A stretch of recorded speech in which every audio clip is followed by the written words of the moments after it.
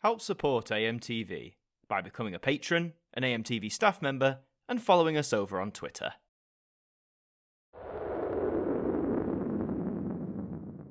Hi there guys, it's Adam Martin here, and welcome back to another instalment of the Now Review. So this week we're going to be taking a look at Now That's What I Call Rock and Roll.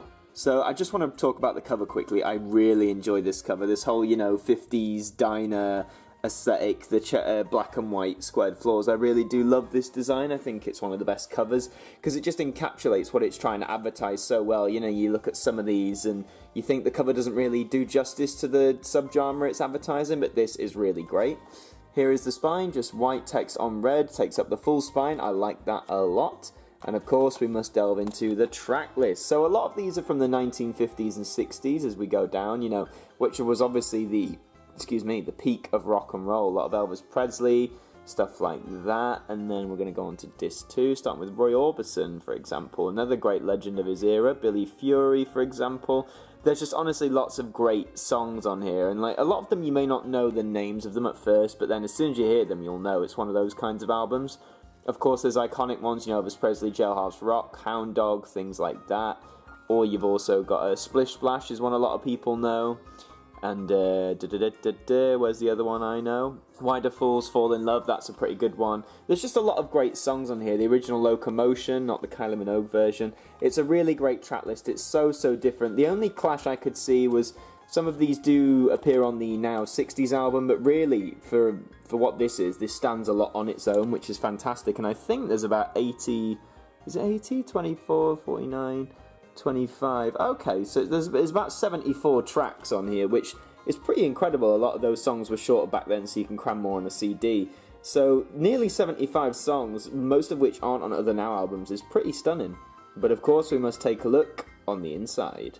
So there is disc 1, again continuing the checkered floor pattern. And again, I think aesthetically this is really pleasing. I like how this is just white, there's no real board around it, just white text, and you've still got the checker motif but over the red disc. I don't know what it is, it's really simple, but I do really enjoy this kind of design.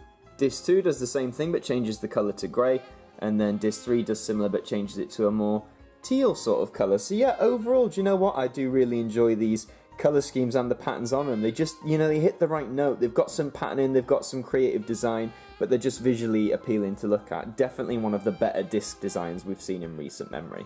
Just a note as well, I like how, thankfully, thank God, there isn't an advert for the Now app or anything like that. You've just got this image, of the bar stools, just really honing in what the 50s was all about in terms of its design.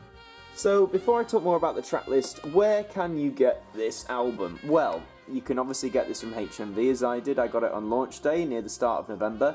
It'll be priced around $11.99 for now, although give it time, it'll eventually come down to its 2 for $15 range, so about £9. You'll probably get this secondhand as well, CEX, your Music Magpies, your eBays and stuff. I'd get this new though, just to get it in the most pristine quality. And the track list wise, my only gripe with the track list, and it could just be me, I don't know every single song that ever existed. There is a handful of these songs, you don't know the names and you hear them and you think, I've never heard of this. Some of them are quite forgettable, but then you've got to remember, back in the 50s and 60s, everyone was trying to do rock and roll. Everyone was trying to get in on the bandwagon. A lot of the songs sound similar as a result, but that's just genre of the time. You could argue the charts these days all sound the same. But having said that, there is certainly far more great stuff here. There's far more good than there is bad and forgettable on here, which I think alone makes it worth the purchase. So, who should purchase this album? Well, obviously, if you like rock and roll music, this is definitely for you. I think it's a great gift for anyone whose parents or relatives or whatever, or just friends who grew up in this era or really have a passion for rock and roll music. It really encapsulates the best of the era for the most part. If you're a casual Now fan, you're not sure which album to get, I'd definitely get this one, purely because, as I said before, it's almost one of a kind. The majority of these songs don't appear on anything else you see here. So it's really great to get this. If you're a die-hard Now fan, of course, you should get this as well. But yeah, even for those on the fence, if you're going to buy your first album, this is definitely not a bad place to start earlier on in history. Because at the moment, there hasn't been a Now 50s album. They may release one later on, but the 50s in particular was really about the rock and roll era for music. So if you want to get into that, or if you like that, then you definitely should check this album out. But that is it for this installment of the Now Review. Thank you very much for watching. Please remember to like, leave a comment below, share this video around, subscribe to the channel, and until the next one, I will see you guys next time. Thank you to our patrons for helping to support the show, and a special thank you to Macra, Kelly is Live, Tracy Smith, Hooks Media, Ben Freeman, Ethan Carberry-Holt, Brittany Fan 1999, Anna Art, For You Ladies, Bruce Danton, Cooking at Nansen DIY, The Broken Kit Sumanoid, and Francine Salazar, our AMTV staff members.